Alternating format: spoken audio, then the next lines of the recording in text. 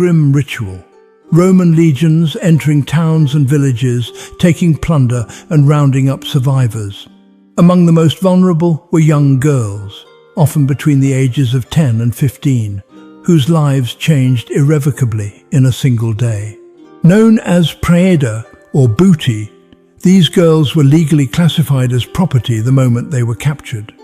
The Roman military command permitted and at times encouraged the enslavement of enemy civilians. After a town's defeat, officers would separate the captives by age and sex. Young girls, seen as the most profitable and pliable, were highly prized.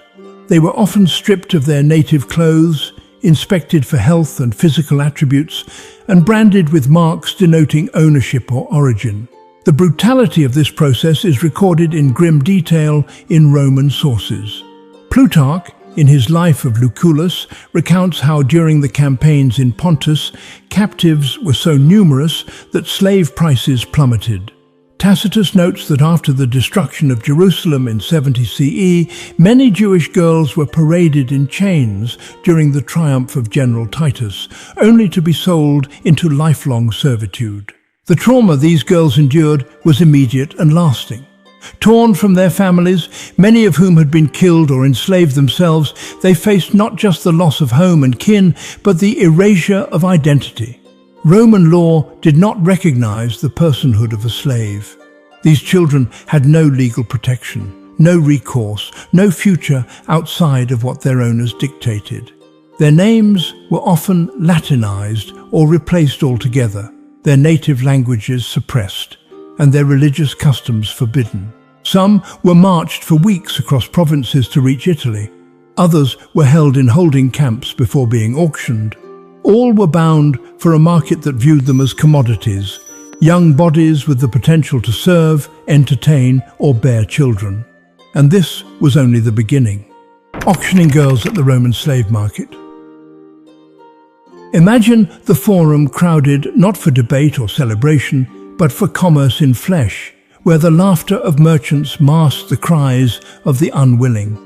This was the Roman slave market, and for countless young girls, it marked the first day of their life in bondage. Known as Venalicia, these slave markets were scattered throughout the Roman world, with the most infamous located in the heart of Rome near the Forum Boarium. Here, girls seized in conquests or born into slavery were sold like livestock. Buyers arrived early, scanning rows of children, many barely in adolescence.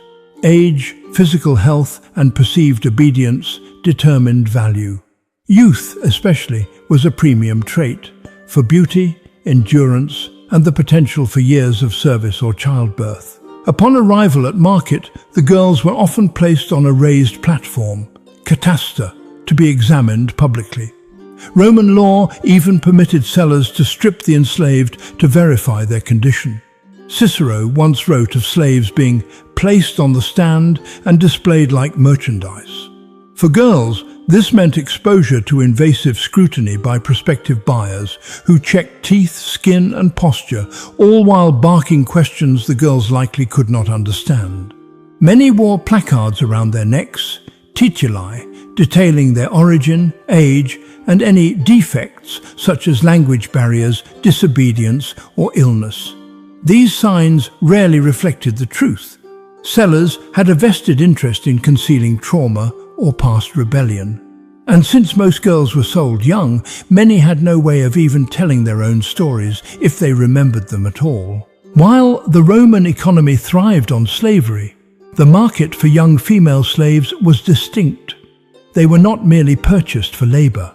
In wealthy households, they were destined for roles as maids, wet nurses, or personal attendants, jobs that often blurred into servitude of the most intimate kind.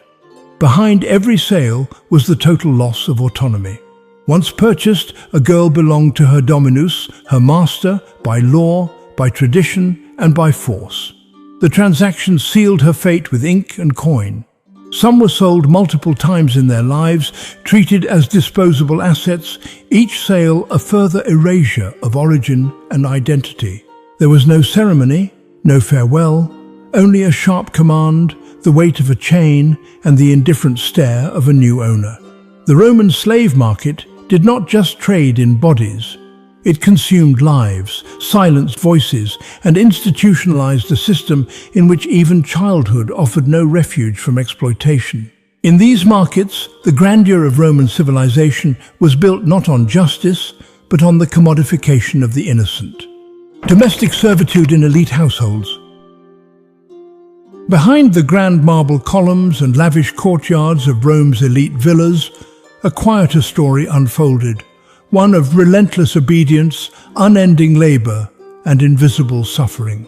For many young female slaves, their new life after auction began within these opulent households, not as guests, but as possessions. Known in Latin as ancillae, these girls were assigned to domestic service, roles that ranged from menial tasks to deeply personal duties. The moment they crossed the threshold of a Roman domus, their existence became structured entirely around the whims of the household. Every waking hour was governed by commands: clean the atrium, tend the fires, fetch water, serve food, comb the mistress's hair, attend to the children. Elite Roman households were complex institutions. The paterfamilias, or male head of the family, wielded absolute authority. Even among slaves, hierarchies existed. Young girls were often placed at the bottom, considered too inexperienced to manage or too valuable for anything but close personal service. In many cases, they were made to serve the mistress of the house, aiding in her toilette, assisting with her wardrobe, or caring for her children. But loyalty brought no reward. Affection was rare. One misstep could lead to punishment or reassignment. These girls were not permitted privacy. They slept in corners of kitchens, storerooms, or at the foot of their mistress's bed. They ate only after their masters had dined, and only what was left. Some were forced to accompany their owners even outside the home, to the baths, to temples, or to social gatherings, always silent, always alert, always servile. Education, if provided at all, was limited to practical skills. A select few were trained in music, embroidery, or medicine, but only if their owners saw profit in it. Most were taught just enough Latin to understand orders. Native languages, native customs, and family names were suppressed. These girls were not meant to remember who they had been. Even kindness from a master or mistress was strategic, not compassionate. A slightly gentler tone or a meager gift could be used to cultivate obedience. But make no mistake, these small acts never challenged the fundamental truth, that the girl was property without legal rights or social identity. Her worth existed only through her service.